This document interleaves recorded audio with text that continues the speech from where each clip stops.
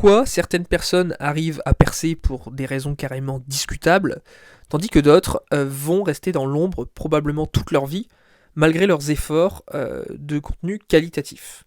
C'est ce qu'on va voir dans cette vidéo, et avant de t'abonner à SmartLearn, sache que dans ce live quotidien, je t'explique de près ou de loin tout ce qui a rapport avec la communication pharmaceutique, mes meilleurs conseils, mes meilleurs tips, mes meilleurs scoops, c'est ici dans ton live SmartLearn.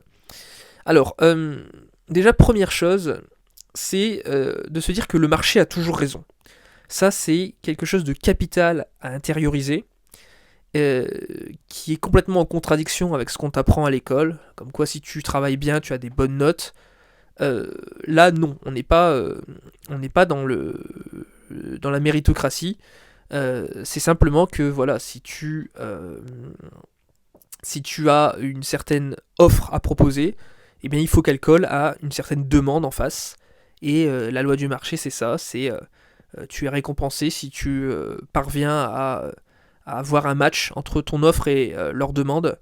Si tu parviens à comprendre que au-delà de ton ego, il faut passer dessus parce que tu n'es qu'une personne qui doit résoudre le problème des autres.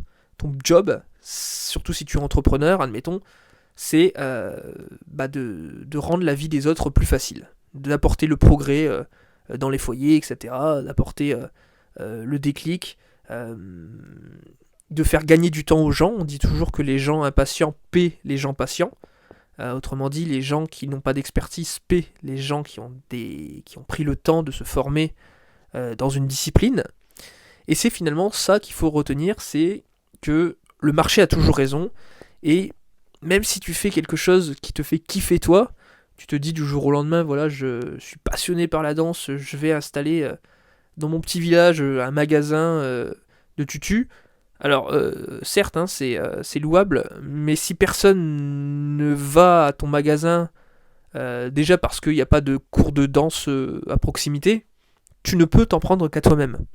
Au même titre que moi, quand j'ai commencé, j'ai fait beaucoup de thématiques différentes pour voir un peu ce qui matchait, ce qui marchait pas.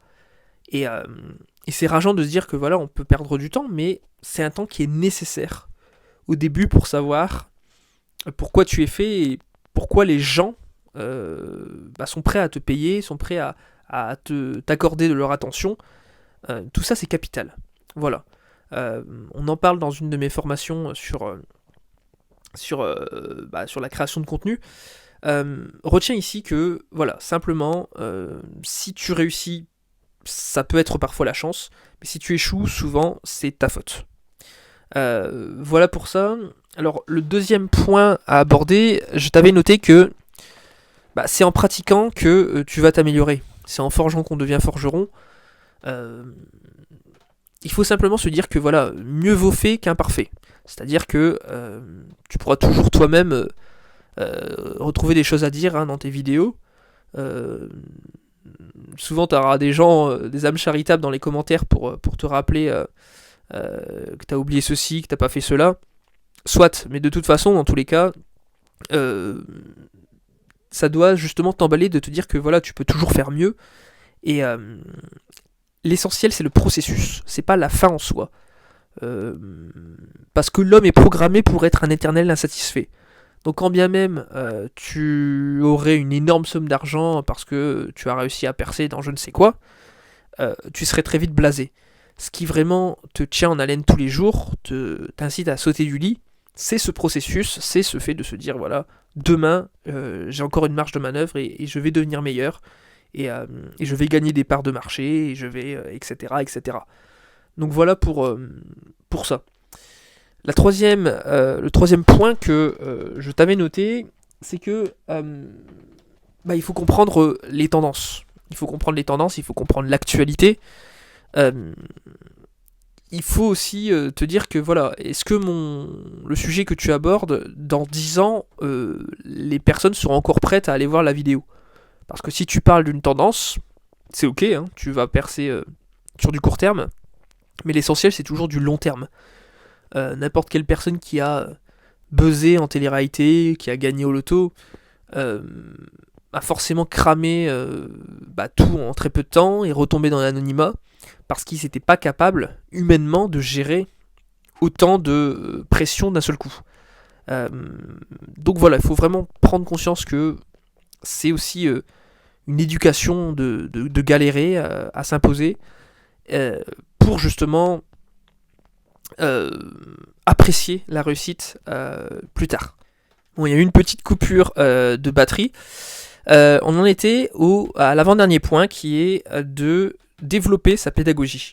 Développer sa pédagogie, ça passe par ta faculté à simplifier au maximum, à rendre ludique l'information, à la faire vivre.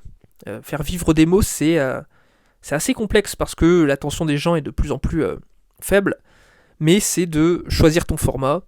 Bon, ici, tu auras compris que c'est plus une chaîne d'éducation. J'aurais pu aussi faire du divertissement. J'ai d'autres petits talents à côté, on va dire, mais c'est pas le. Voilà, c'est vraiment se placer dans une thématique, dans un format. Et puis aussi, une fois que tu as commencé un format, essayer d'explorer d'autres formats voisins, essayer de manier l'interview, de manier l'étude de cas, de manier le... Il y a beaucoup de formats que tu peux utiliser sur lesquels tu dois commencer à tout de suite à t'entraîner. Là par exemple on est sur du format live. Le live, tu dois savoir progressivement t'exercer dessus. Voilà pour ça. Et puis le dernier point, c'est évidemment peut-être le plus important, analyser tes statistiques. C'est pas grave de publier une mauvaise vidéo, le tout c'est de tenter. Au moins tu as le cœur net pour voir si ça plaît ou pas.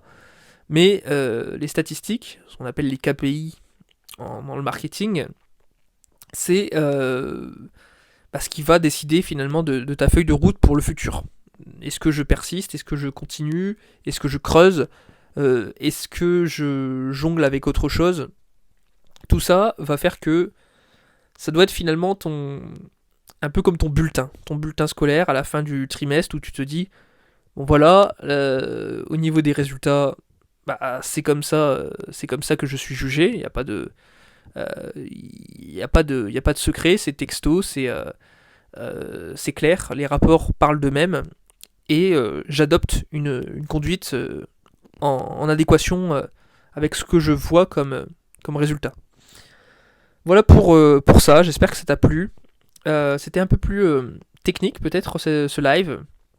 N'hésite pas à me mettre en commentaire si tu as des sujets que tu aimerais que je traite. Et puis on se retrouve très bientôt soit sur mon canal Telegram, dont le lien est dans la description de la vidéo, ou soit dans le prochain live SmartLearn. Allez, à très bientôt.